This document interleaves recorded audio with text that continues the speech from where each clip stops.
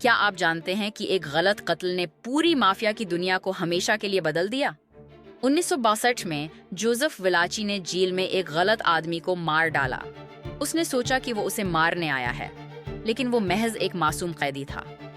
ولاچی کو احساس ہوا کہ اب مافیا اسے ضرور مارے گا۔